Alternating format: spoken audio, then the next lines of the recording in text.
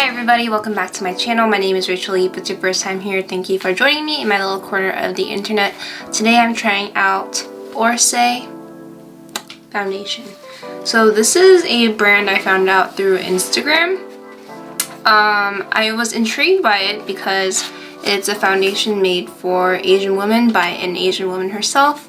I just followed let me pull it up. Let me just try to pronounce her name correctly. So it was created by the founder Yu Chen Shi. I hope I'm pronouncing that right. I'm so sorry if I'm not.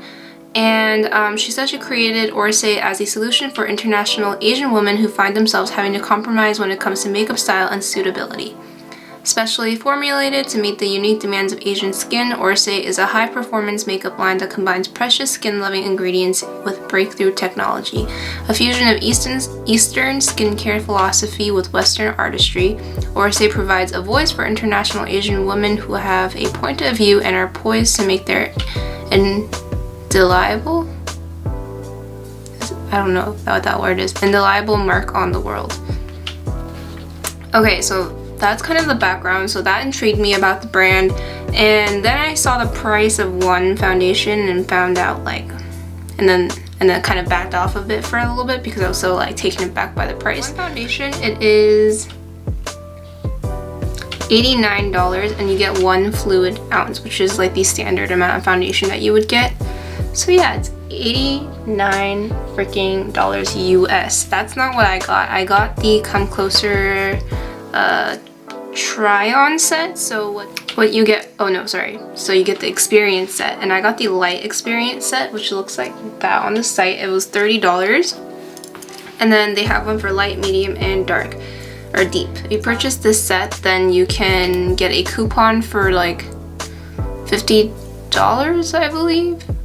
No, you get a coupon. So since you spend $30, you get a coupon with $30, and then you have 14 days to basically pay the rest of the $59 and get a full-size bottle of whatever foundation is your correct shade.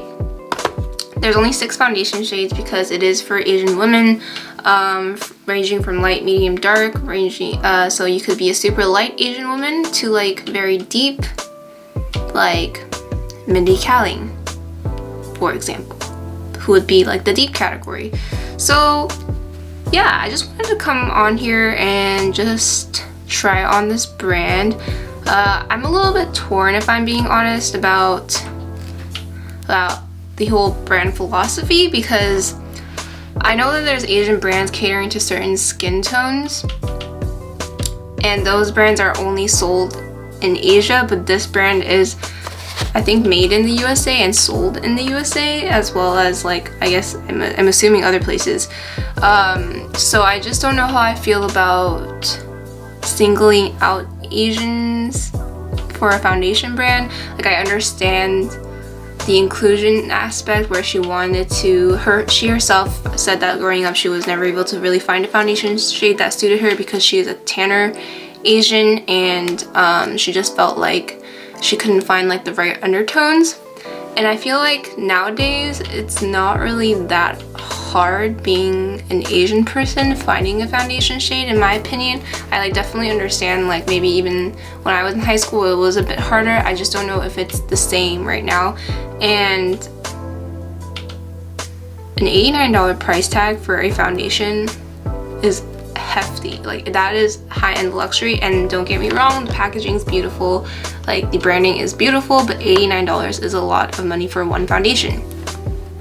I just don't know if this, I feel this launch would have been more special if it were in Asia only, because as you know, in Korea there's not a lot of foundation shades, and there are tanner Koreans, but Asian beauty standards are the paler you are, the more beautiful you are, which is kind of fucked up, but it is that. So the fact that this brand launched here in the US, where there are more than just Asians here, you know what I mean? And I know she mentioned that there's a bigger buying power for Asians, but we're not as represented. I don't really know if I agree with that for makeup, just because I don't really feel like I ever walk into a Sephora or I walk into a drugstore and I have trouble finding a foundation.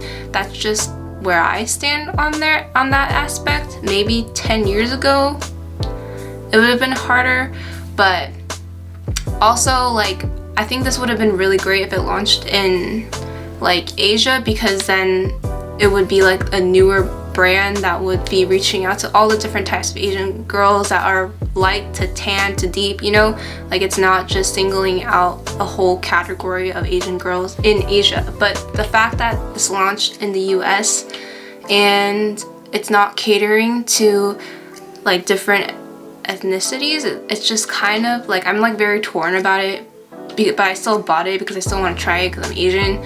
So I'm kind of a hypocrite. But yeah, I just wanted to have an open conversation about this and just review the foundation and see if it, you know, maybe I'm wrong and it does miraculous things just for my skin. And I would hope that in the future that if they continue to try to have inclusion, that they would actually include other races, other ethnicities. If like this is a foundation specifically for Asian skin, like a foundation for Black women, a foundation for Mexican women, you know what I mean? Like I just would hope that that's where the brand is going, because I don't really feel like it really makes a lot of sense to have this kind of foundation nowadays when there's so many brands that really cater to all different skin types, all different skin tones, you know, in the US. So without further ado, sorry for that long ass tangent, let's just get into the foundation. I'm gonna prep my skin first with my Becca First Light primer, and I have a little mini size of the Too Faced Hangover primer, and I've actually been really liking this. It's really refreshing and like hydrating, which is why I like in primers. All I really want from them, really. So I'm just gonna mix the two and just put it all over my face, because my skin's just been extra dry because I've added a retinol into my, I've changed retinols, and I feel like my skin's just like freaking out with being dry. So yeah, I just really need the extra hydration. Like all the foundations that I usually wear that have been working for me without me having to really prep my skin a lot, I've noticed isn't as hydrating as they usually are. So I'm just gonna prep my skin, and I don't really feel like it's like it's like unfair to use a primer, because I would prime my skin on the daily regardless of the finish of the foundation. And I'm not really entirely sure, but I think this is a hydrating foundation. I would assume so. So yeah, and I'm going to put this on the tops of my cheekbones or underneath my, I didn't even say what this was. I'm going to go in with the Hollywood Flawless Filter from Charlotte Tilbury and just highlight where I would normally highlight underneath. I don't like this product underneath, I mean on top of foundation. I feel like it leaves like a weird grayish cast on my skin. But yeah, I like it underneath because it gives you a really intense glow. And I'm just gonna put that all over. I have used this foundation before, so this isn't entirely like a first impressions, because I kind of know what it looks like on my skin. And I just did that because I wasn't really sure what like color I really was, because I don't know, it's just like hard for me to tell. Okay, I have that on, so now I'm gonna open the set. And it comes with the color Selene, Finea, Selene, and Ilum. But I've tried this and I feel like Selene is like the best match for me, but it's not like the perfect match. So I'm just gonna go into that aspect, because you're like spending $30 and you're not spending the $89 right off the bat, but you only have 14 days to purchase. So really, if you don't like it, you just wasted $30 on sample size products basically that you could probably, if they were in store, probably could have just gotten a sample for free. But you know, I do wish they were a little bit bigger, but for $30, but it's fine. I'm just going to buff that in with my brush.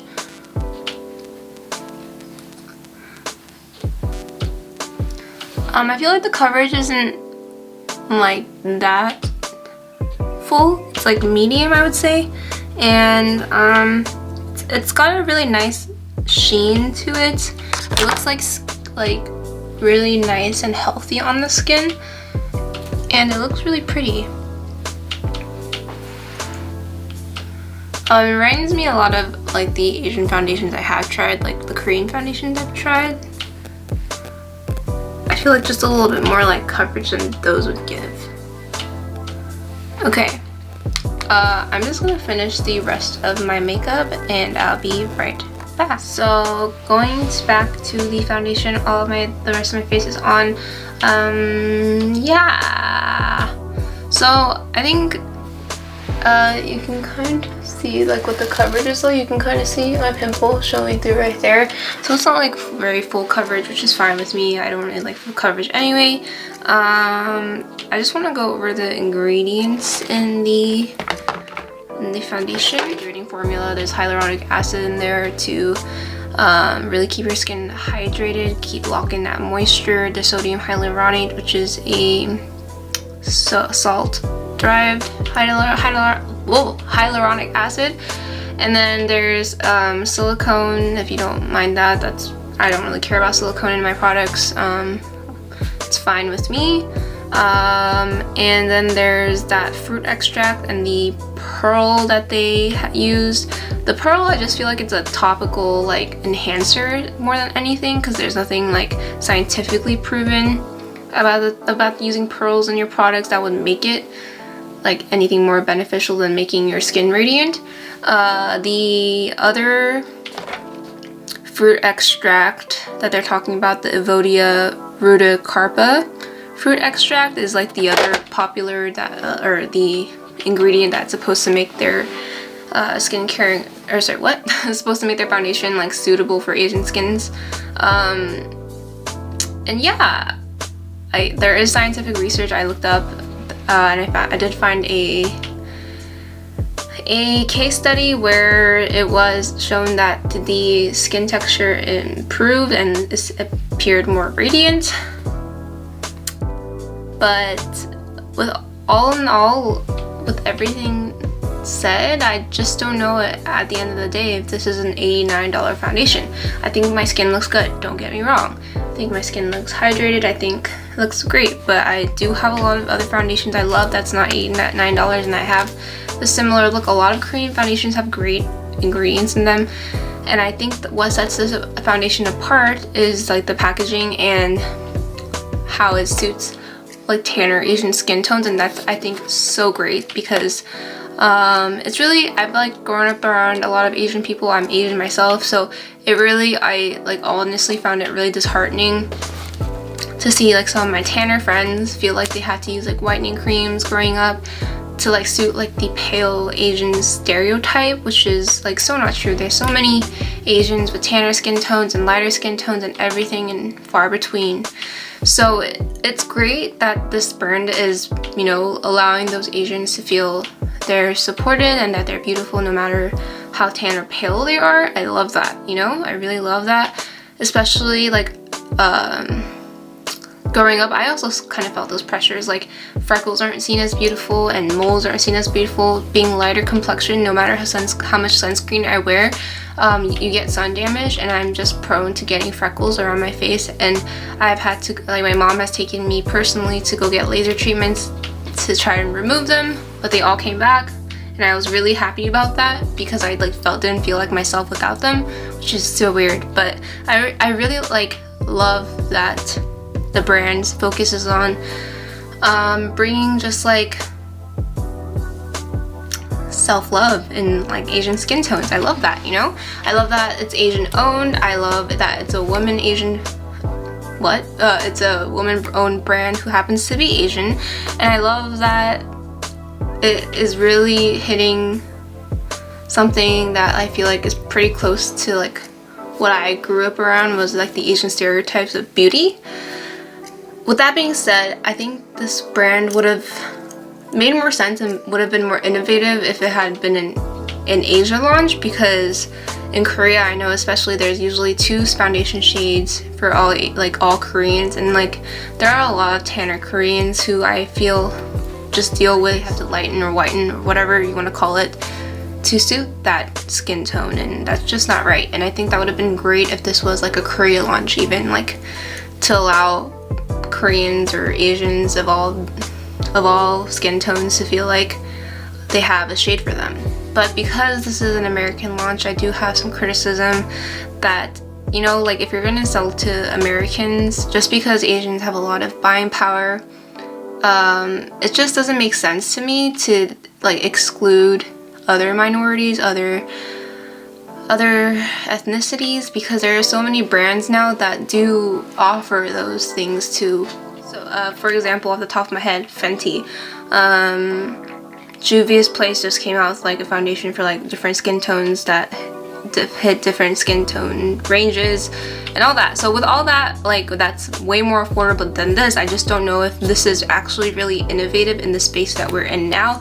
And I don't want to sound like I'm hating on the brand, because I definitely think that if this brand continues to grow and decided, hey, like we started with Asian skin tones, but now we're offering for Black women, and then Mexican women, and then Asian women, I mean not Asian women, and white women, you know, like all different needs with the foundation, that's I feel like better. But with that being said, I don't know if I would still pay $89. I feel like I should spend the $50 just to get the foundation, because it's stupid to just have paid for $30 for sample sizes. But besides, that would be like the only driving factor. But I do like this foundation. I just don't think it's anything particularly spectacular that only hits Asian skin tone needs. Because hyaluronic acid, I feel like a lot of people, it's like a trendy skincare, you know, item right now. So I feel like everyone uses hyaluronic acid, everyone uses a moisturizer, everyone uses like primers, pearls, whatever you want to call it. I don't think those are specific to Asian skin needs. Like I think everyone needs hydration. I think everyone needs, you know, like good ingredients in their foundation.